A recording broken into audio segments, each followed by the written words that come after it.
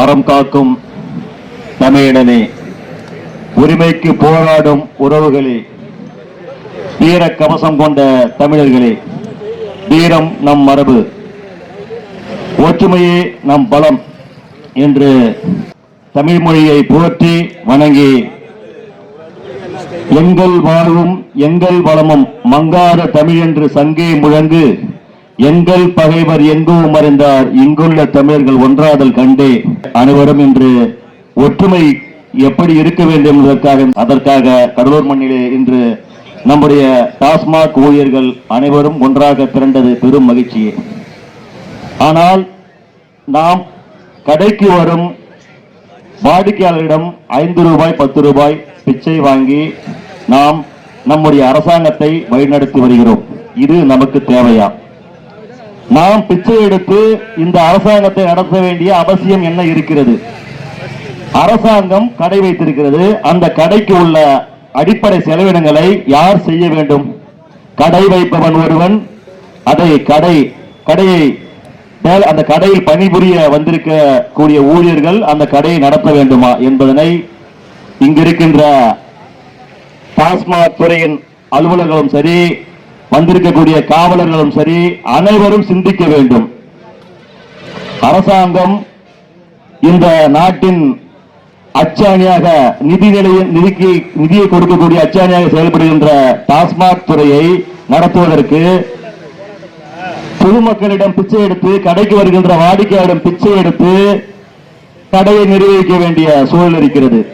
ஒரு 2 லட்சம் ரூபாய் தினசரி விற்பனை நடக்கக்கூடிய மதுபான கடையில் குறைந்தபட்சம் 8000 முதல் 10,000 வரை தினசரி செலவு நடைபெறுகிறது என்பதை ஏன் நீங்கள் ஆய்வு செய்ய மறுக்கிறீர்கள்? தமிழ்நாட்டில் அரசாங்கத்தில் பணிபுரியக்கூடிய IAS இருக்கிறார்கள். இது 10 ஆண்டுகளுக்கு மேலாக இந்த 5 ரூபாய் 10 ரூபாய் பிரச்சனை தொடர்ந்து நடைபெற்று வருகிறது. இது ஏன் நடக்கிறது என்று அரசு கவனத்தில் எடுத்துக்கொள்ளவில்லை, இதற்கான ஆய்வுகளை நடத்தவில்லை. ஆனால் அன்று 36,000 பேர் நாங்க டாஸ்மாக் பணிக்கு வந்தோம். இன்னைக்கு இல்ல ஒரு 25,000 பேர் தான் இருக்கோம். ஒரு 8,000 பேருக்கு மேல இங்க மது அருந்தியோ இல்ல பிற துறைகளுக்கு போயோ குறைஞ்சிட்டாங்க. ஒரு 10,000 பேர் இல்ல டாஸ்மாக்ல, பழைய ஆள் இல்ல. ஆனா எதனால டாஸ்மாக்ல மட்டும் நாங்க வாட்ஸ்அப் குரூப்ல இருக்கோம். தமிழ்நாடு அளவில் இருக்கக்கூடிய எல்லா குரூப்ல நாங்க இருக்கோம். தினசரி இப்ப இன்னைக்கு எங்களுடைய வாட்ஸ்அப் குரூப் எடுத்து பார்த்தோம், 2 பேர் மரண செய்தி இருக்கும். எங்களுடைய உறவுகள் 2 பேர் இறந்திருப்பாங்க. அந்த செய்தி டெய்லி பாக்குறோம். அதை பார்த்து கடந்து தான் போறோம். இது ஏன் அந்த இறப்பு நடக்குது? என்ன மன அழுத்தம் வருது? எதனால அவன் சாவறான்? எதனால அந்த 5 ரூபா 10 ரூபா வாங்குறான்? இந்த 5 ரூபா 10 ரூபா வாங்கிதான் ஆகணுமா அப்படின்றத இந்த அரசாங்கம் சிந்திக்க மறுக்கிறது. ஏன் என்று தெரியவில்லை. இதற்கு ஒரு ஆய்வு நடத்த வேண்டிய பொறுப்பு தமிழக அரசிடம் இருக்கிறது. ஏன் நடத்தவில்லை? இந்த ஒவ்வொரு கடைக்கும் 8,000 முதல் 10,000 வரை, அதாவது தினசரி 2 லட்சம் விற்பனையாகக்கூடிய கடைக்கு செலவு நடக்கிறது என்பதை இந்த கூட்டத்திலே பதிவு செய்கிறேன். ஆனால் இதெல்லாம் நீங்கள் கணக்கில் எடுத்துக்கொள்ளாமல் ஒரு டாஸ்மாகில் வருகின்ற வாடிக்கையாளரிடம் பிச்சை வாங்குகிறார்கள், 5 ரூபாய் 10 ரூபாய் பிச்சை எடுக்கிறார்கள் என்ற பொதுவான ஒரு குற்றச்சாட்டுகளை கூறி சென்று விடுவீர்கள். ஆனால் எதற்காக 10 ரூபாய் பிச்சை வாங்குகிறார்கள், அந்த கூடுதலாக வாங்குகிறார்கள் என்ற ஆய்வை அரசாங்கம் ஏன் நடத்த முன்வரவில்லை என்பதை சிந்திக்க வேண்டும் தமிழ்நாடு அரசு.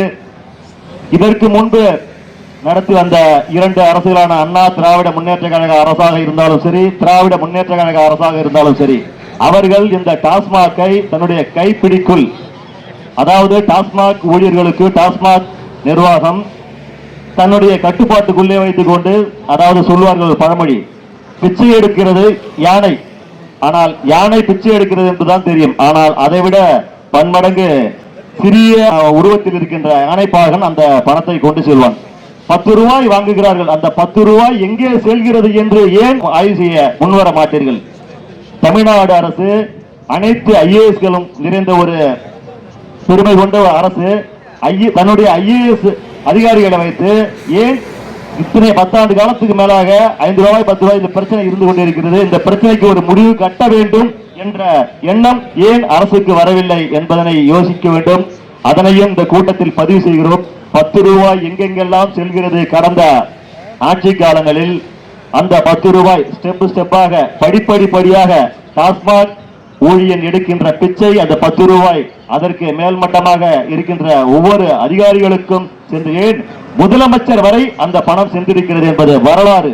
இதை எவராலும் மறுக்க முடியாது. ஆனால் இப்படியெல்லாம் பிச்சை எடுக்க பழகிய கடந்த 2 ஆட்சியாளர்களின் தவறுதான். இதனை முற்றிலும் ஒழிக்கிறேன் தூய ஆட்சி என்று வந்திருக்கக்கூடிய ஜோசப் விஜய் அவர்களின் அரசு இதனை எப்படி ஒரு அளவுல 25% சம்பளம் ஏற்றிருக்காங்கனாக்கா அது ஒரு 2000 3000 ஒரு 3500 ரூபாய் வரும் நினைக்கிறேன். ஏற்கனவே ஒரு 15000 வரும். இப்போ ஒரு 18,000 19,000 வருது. இந்த 3000 ஏத்துட்டு 25% என்று இன்னும் அல்ஜிப்ரா லாகிரிதம் கணக்கெல்லாம் சொன்னாக்கா மக்கள் குழம்புறாங்க. உங்களுக்கு சம்பளம் ஏத்திட்டாங்களாம, ஏன் நீங்க இன்னும் அந்த கூடுதலா பணம் வாங்குறீங்க அப்படி சொல்றாங்க. ஆனா அது அந்த சம்பளம் என்ன செய்யறாங்க, அந்த சம்பளத்தை ஒரு குடும்பம் பண்ண முடியுமா வாழ முடியுமா சிந்திக்காம அவங்க என்ன கேட்கறாங்க, பணி நிரந்தரம் வேண்டும், எங்களுக்கு சம்பள உயர்வு எல்லாம் நீங்க சாக்கு போகலாம் சொல்லவே இல்லை, பணி நிரந்தரப்படுத்துங்க.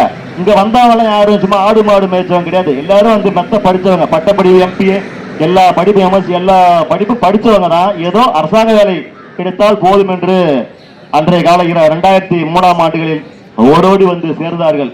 இன்று அவர்களோடு அந்த காலகட்டங்களில் பணியில் சேர்ந்தவர்கள் எல்லாம் சுகபோகமாக கௌரவமாக தலை நிமிர்ந்து வாழ்ந்து வருகிறார்கள். ஆனால் டாஸ்மாகில் அன்று 2003 அரசாங்க பணி என்று நம்பி வந்தவர்கள் மட்டும் இன்று சமூகத்தில் புறந்தள்ளப்பட்டவர்களாக இருக்கிறார்கள்.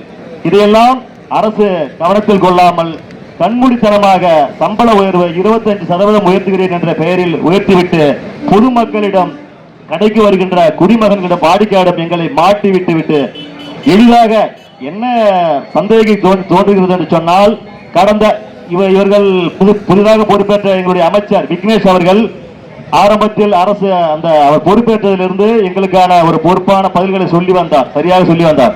ஆனால் அதன் பிறகு அவர் சரியான பாதையிலிருந்து பயணித்து வந்தார், ஒரு சரியான அமைச்சர் போல இருந்தார். ஆனால் அதன் பிறகு எங்கள் துறையிலே இருக்கின்ற கருங்காலி அதிகாரிகள், எங்கள் துறையில் இதற்கு முன்பு அண்ணா திராவிட முன்னேற்ற கழக ஆட்சியில் இருந்தவர்களும் திராவிட முன்னேற்ற கழக ஆட்சி காலத்தில் இருந்தவர்களும் அவர்கள் சொல்லிய ஆலோசனைகளை படி பின்பற்ற தொடங்கிவிட்டார் என்பதை அந்த ஆலோசனையை தற்போது தொடங்கி இப்பொழுது அதனை அவர் நிறைவேற்றுவதற்காக வருகிறார். ஏனென்றால் அவர்களுக்கு தான் தெரியும் எப்படியெல்லாம் இவர்களுக்கு சம்பளத்தை உயர்த்தி கொடுத்தால் இவர்கள் வருகின்ற அந்த குடிமகனிடம் 5 ரூபாய் 10 ரூபாய் பிச்சை எடுக்க மாட்டார்கள், நாம் இவரை விரட்டி பணம் பறிக்க முடியாது என்ற ஒரு காரணத்தினாலேயே இன்று இவர்கள் நமக்கு அந்த சொல்ற சம்பளம் பத்தாத ஒரு என்னன்னு தெரியாத பொதுமக்கள்கிட்ட சம்பளம் எடுத்தாங்கன்ற ஒரு இதை மட்டும் கிரியேட் பண்ணிட்டு நம்மளை பொதுமக்களுக்கு மாட்டி விட்டுட்டாங்க. ஆனா நமக்கு முழுமையான சம்பளத்தை கொடுத்தா நம்ம 5 ரூபா 10 ரூபா வாங்க மாட்டோம், நாம போய் இவங்களை மிரட்டி 10 ரூபா 5 ரூபா வாங்க முடியாது, இவங்களை அடிமைப்படுத்த முடியாது என்ற ஒரு காரணத்துக்காகவே பொதுமக்களோடு நம்மளை. அதனால் இந்த அரசு அவர்கள் ஆட்சி எப்படி நடத்த வேண்டும் என்பதை கடந்த கால ஆட்சியாளர்களின் அதிகாரிகளினுடைய ஆலோசனை கேட்காமல் தயவு செய்து நீங்கள் எப்படி ஆட்சிக்கு வந்தீர்களோ அதே போல நீங்கள் சுய சிந்தனையோடு முடிவெடுத்து டாஸ்மாக் ஊழியர்கள் டாஸ்மாக் துறையில் இந்த ஊழல்கள் நடக்கக்கூடாது என்று சொன்னால் கண்டிப்பாக அவர்களுக்கு, அதாவது ஒரு சிறிய கதை இருக்கிறது, ஒரு கரும்பு தோட்டம் விவசாயம் இருக்கிறது என்றால் அந்த கரும்பு தோட்டத்தின் முதலாளி ஒரு கூலி ஆளை வைத்து அந்த தோட்டத்தை பராமரிப்பதற்காக வைக்கிறான் என்றால் அவனுக்கு 3 வேளை சாப்பாடும் அவனுக்கான பாதுகாப்பும் அவனுக்கு தேவைப்பட்ட உடுத்த உடை அனைத்தையும் கொடுத்து பாதுகாப்பாக வைத்திருந்தால்தான் அவன் அந்த கரும்பு தோட்டத்தை பத்திரமாக பார்த்துக் கொள்வான். ஆனால் அவனுக்கு 3 வேளை சாப்பாடும் கொடுக்காமல் அவனுக்கு உடுத்த உடையும் கொடுக்காமல் எந்த விதமான பாதுகாப்பும் கொடுக்காமல் இருந்தால் அவன் ஒரு கரும்பை ஒழித்து தின்பது இயல்புதான், அவனுடைய பசிக்கு செய்வது அது நியாயம்தான், தர்மம்தான். ஆனால் அவனுக்கு பசியாற்றாத, அதாவது டாஸ்மாக் ஊழியர்களுக்கு தேவையான உரிமைகளை செய்து கொடுக்காத இந்த அரசு இந்த சம்பள உயர்வு என்பது வெறும் கண்துடிப்பாகவே இருக்கிறது. தயவு செய்து டாஸ்மாக் ஊழியர்களின் பிரச்சனையை காதில் வாங்க வேண்டும், செவிமடித்து கேட்க வேண்டும்.